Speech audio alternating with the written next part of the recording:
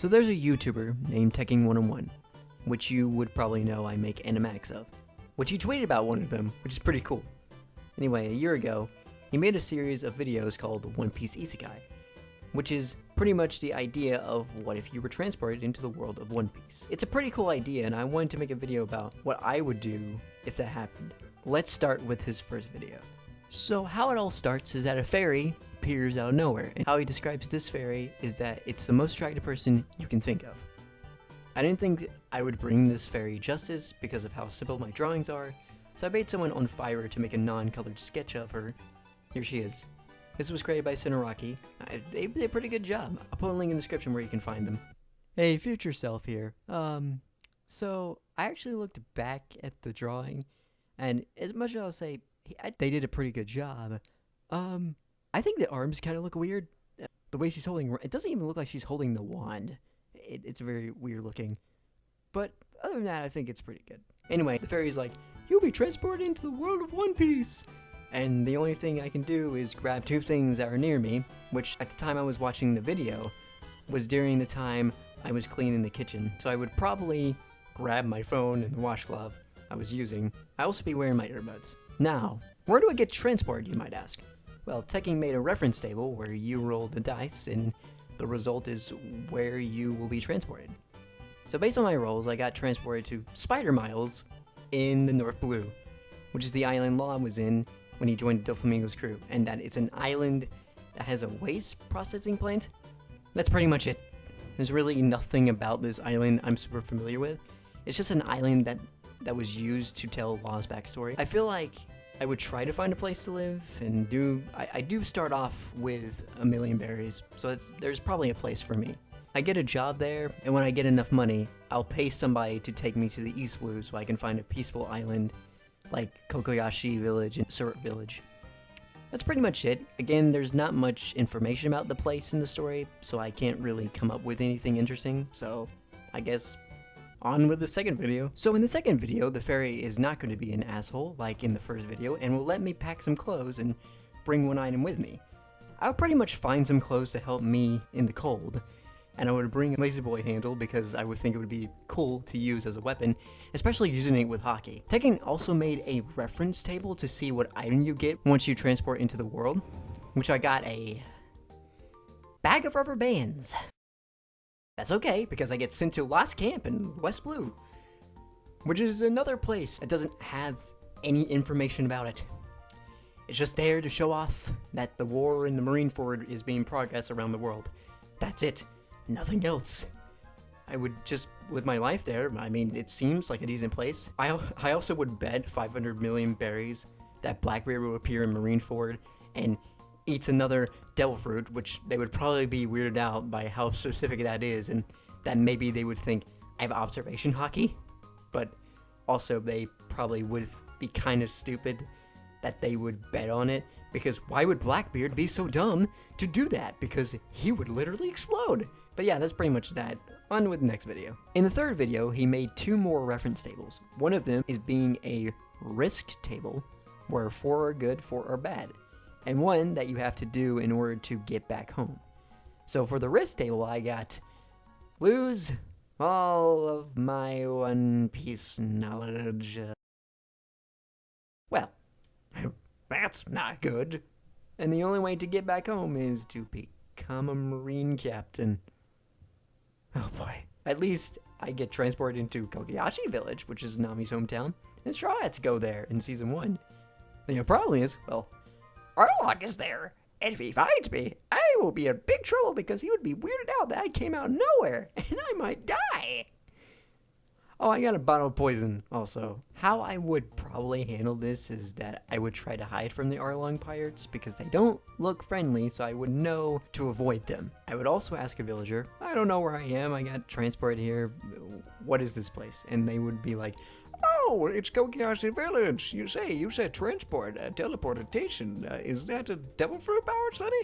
And I'll be like, what's a devil fruit? And he tells me pretty much all he knows about devil fruits, and I'll be like, cool, I should get one. That would help me.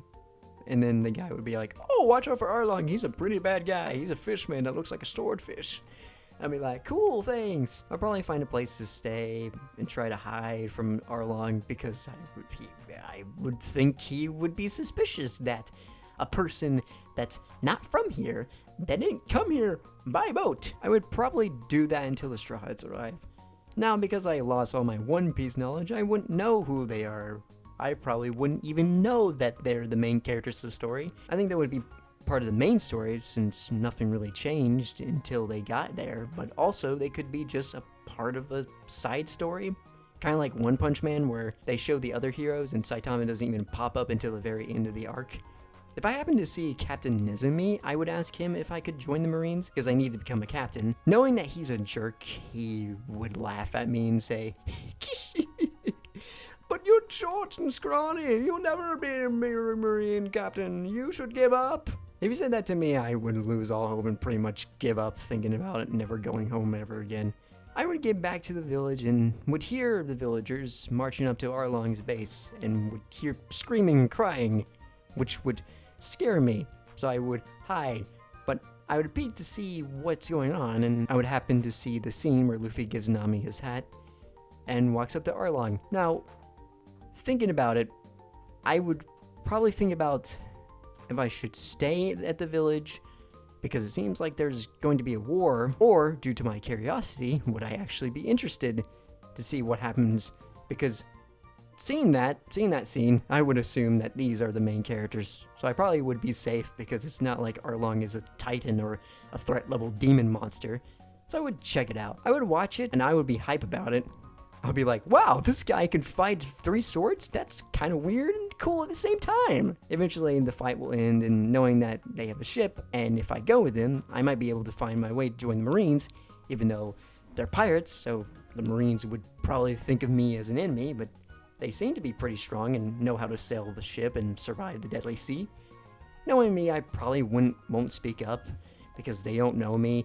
It would be weird to ask them to join for a while, so I guess I would just stay in Kakashi Village for the rest of my life. Because I don't know how to fight in this world, and I don't know why the Marines would come to this random village except take Arlong prisoner, which I would assume it was Captain Nezumi who did that. It's been a while since I've seen that arc. Now let's assume that I did speak up, and Luffy was like, sure, you can come with us. I would ask either Usopp or Zoro how to use a sword or a slingshot. To be honest, Usopp would probably like that idea because it would boost his ego. I don't think Zoro would be interested. Maybe he would, but I doubt it. So I would learn a bit about how to use a slingshot until we get to Logtown. Now, I was thinking about this for a while, and that is, who would I go with? If I had my knowledge of One Piece, I would go with Zoro since he meets Tashigi at one point in the arc. But because I don't have my knowledge, I might actually travel with Usopp since I would be pretty close to him during our travel to there. If something catch my eye, I would be like, you guys go on ahead, I'll catch up with you. If I met Smoker and I found out he's a Marine, I would be scared to ask because look at him. He doesn't seem nice. Now, as for Tashigi, I would because she's nicer than Smoker. So she would probably tell me how to be one, which I assume you have to find a place where you can train because I don't think Smoker would be interested in me joining them. After the Straw Hats start escaping Logtown, Luffy would probably worry about me, which, if he did, I would tell him, I'm good with staying here. They leave, and I think Smoker might be able to take me to a place where I can train. It would be cool for Smoker to help me train and become part of his crew, because then I would meet the Straw Hats again, even though they would probably be upset because I pretty much betrayed them. Obviously, Luffy wouldn't care, because he does seem to like Smoker and doesn't really view him as an enemy, but the others would. During training, I would think about my life choices, like, was this a good idea? Should I have stayed at Kakashi Village? I would have a peaceful life there. I would be so depressed working as a Marine, especially since I don't think I would ever be a Marine captain, because I'm weak and I'm not always dedicated into doing things. But if I became a captain, I would automatically go back home and never come back to that world ever again, even if I got my knowledge back. Now, finally, on to the 4th and last video. Now, this one didn't have anything to do with reference tables. This one was actually about characters that have the same birthday as you, and would these characters be your allies or your enemies? I have the same birthday as Orihime and Eustace Kid. Now, in this one, I can actually choose where to transport, and what timeline. I would like to transport to Fishman Island after Fisher Tiger comes back. The fishmen, would think, would be afraid of me, but maybe not, since I think Roger visited the island around that time. I could be wrong. Whatever they would think of me, Odahime would spare me, since she wants humans and fishmen to be united. I would be allies with her, but I wouldn't be able to help her dream because I don't think it would be possible. Not only is it because people are horrible and you can't change everyone, but also the world government is involved and they're very powerful to even try to destroy. But I would at least tell the fishmen that even though there are humans that are not so great, there are some that are decent. I would also tell Fisher Tiger that I know what happens to him in the future and that there will be Marines that will kill him and that he should not hate humans for that. He can hate the Marines but not the humans. I don't think he would believe me since he doesn't like humans, so I don't know if that would help. I would ask maybe Neptune if there is a ship I can use to leave Fishman Island, and if so, I would leave and bring some fishmen with me, and we would go on an adventure. Before that, I would tell Odahime that she would get killed by Odahody Jones if Fisher Tiger dies, just so she knows that it probably will happen. Now for Eustace Kid, I would be neutral with him. If he was in my way, I would fight him, but if I needed him for something, I would join an alliance with him. Well, that's pretty much it. This was very fun to think about. If you guys are interested in One Piece, go check out Tekken 101. He's very fun to listen to. Thanks for watching. I don't really know how to end this. Tekken tumble! Oh! Alright, that was good.